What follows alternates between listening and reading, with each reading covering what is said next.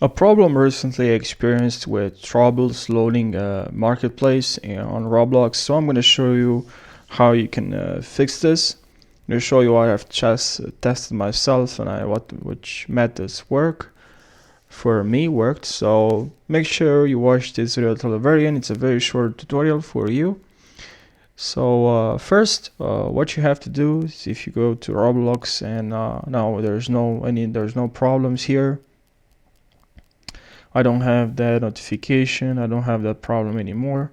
So what you have to do to fix this problem, first of all, you have to restart your phone. So make sure you're doing that after you watch this video.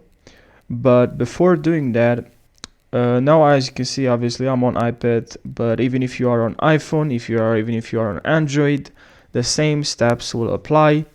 Just some things will change because if you're on Android and I'm on iOS, some things will change, some settings, but the main idea will still remain.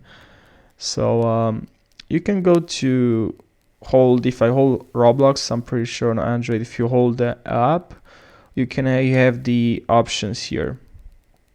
So you can try now first method. I tried myself. I just removed the app, Roblox, and I re-logged in the app.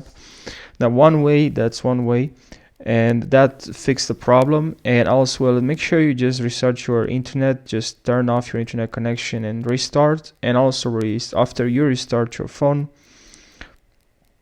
make sure you restart your phone, but you have to close Roblox. You have to close all the application they are running in the background, and delete Roblox, remove app, and then head over back to App Store or Play Store and just install Roblox again, and just click on install.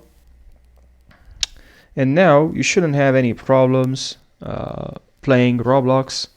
Let me know in the comment section if this worked for you. Thank you so much for watching, and I'll see you now in the next video.